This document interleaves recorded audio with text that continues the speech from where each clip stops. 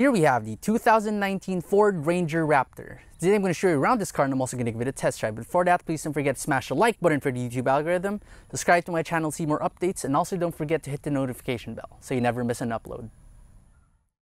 Let's start with the front of the Ranger Raptor. So unlike the regular Ranger or even the Everest, you don't have a horizontal grille with the blue Ford logo. Instead, you have this one in matte black finish. And it just says like in big letters Ford right there. You got these really nice DRLs too. So when you, even in the daytime, they're nice and bright just like that. Then down here, of course, you have your fog lamps. This bumper too, it's nice in like metallic matte black finish. So it's very nice looking.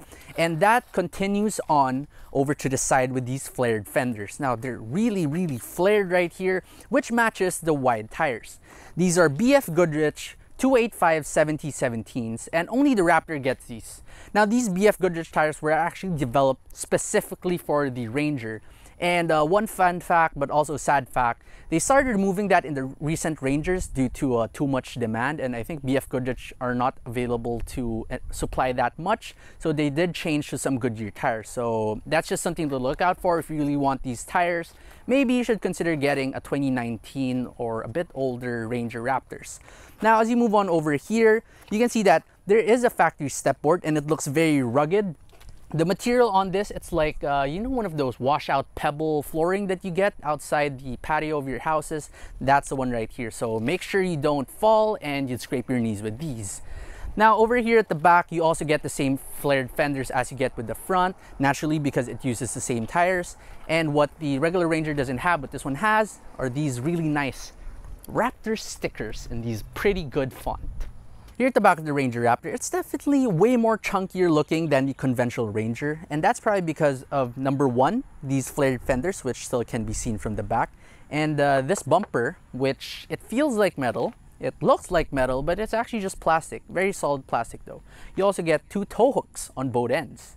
And to add to that, what makes it even look more macho and chunky are these Ranger badges that are blacked out, and you get your Raptor badge as well, to show the world that you're not just driving a conventional Ranger. Now, Ford is probably thinking, okay, we've done too much Ford in the front with that big grille, so they just left you with their conventional Ford logo up here. As you open this up, it's actually not heavy, which is quite surprising for a pickup. And in here, that's a very flat bed, that's a very long bed as well. You can put a lot of items. This cover right here, that's aftermarket, but if you do live and drive this in Manila, I do highly suggest you get one of that. A lot gets stolen. Closing that back up, again, it's very light. So under the hood of the Ford Ranger Raptor,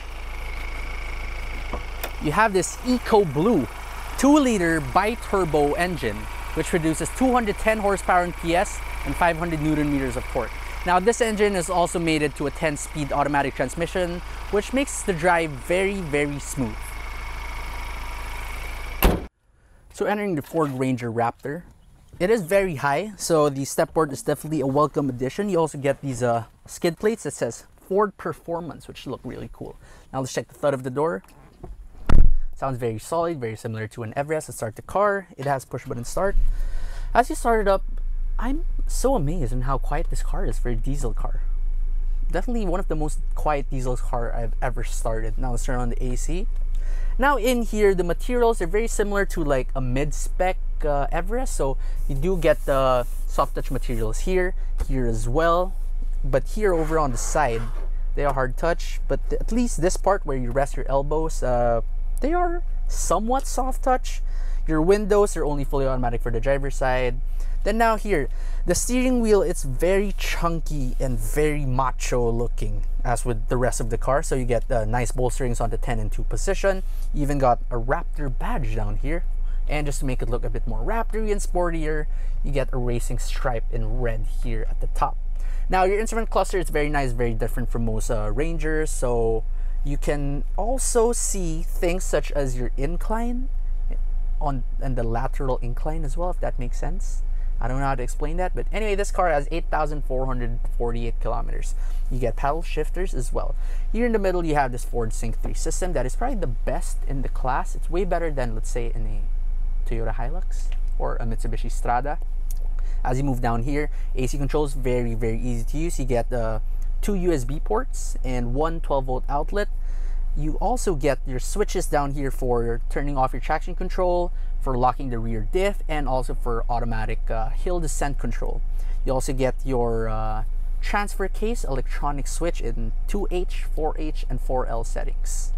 Now in here, you get your conventional handbrake, and you also get a cup holder, 2 of them, which is actually quite deep. So if I just get a bottle of water right here, it's like almost half of that, which is definitely deeper than in the Everest. Throw this up to the side.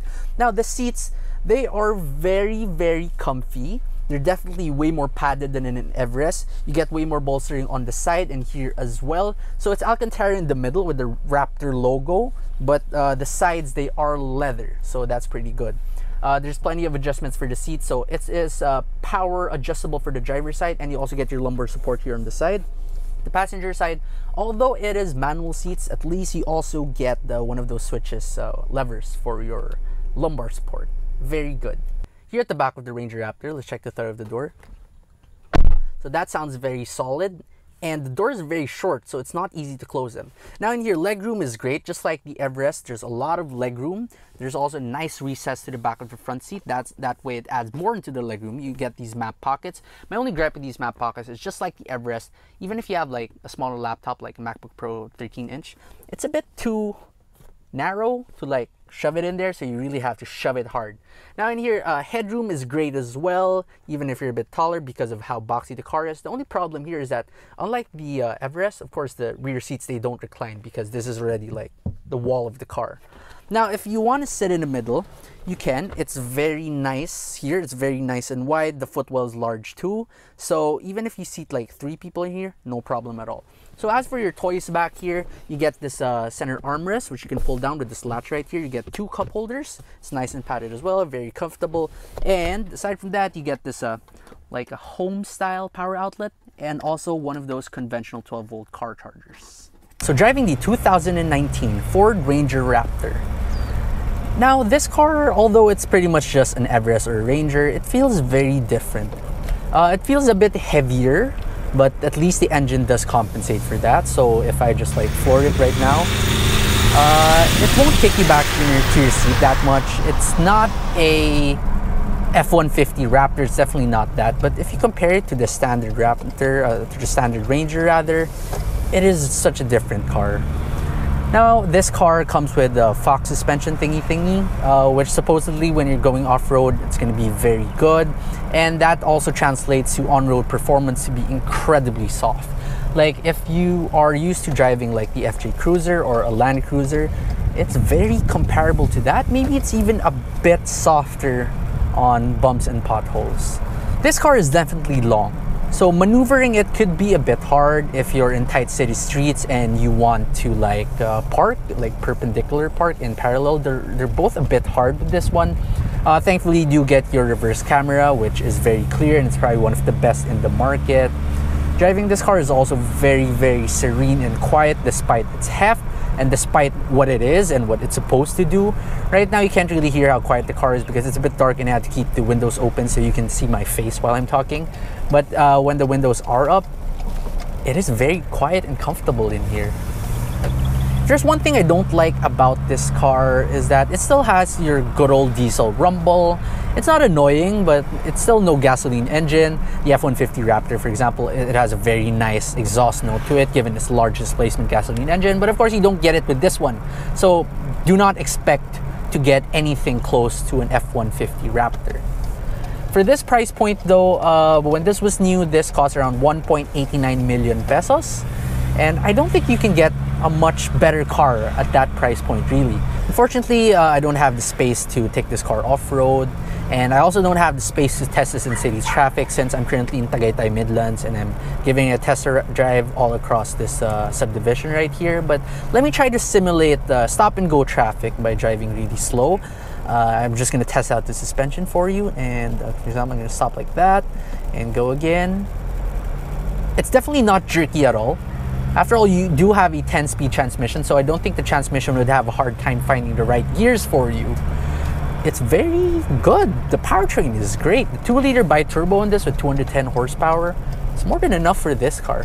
Again, it's no F-150 Raptor, but it is what it is, and it's pretty good. I'm just going to floor it again just like that, and It revs pretty high for a diesel. It tends to shift at around 4,200 RPM, around that range. And this slight hill right here, just before up this hill, traction control is kicking in pretty well.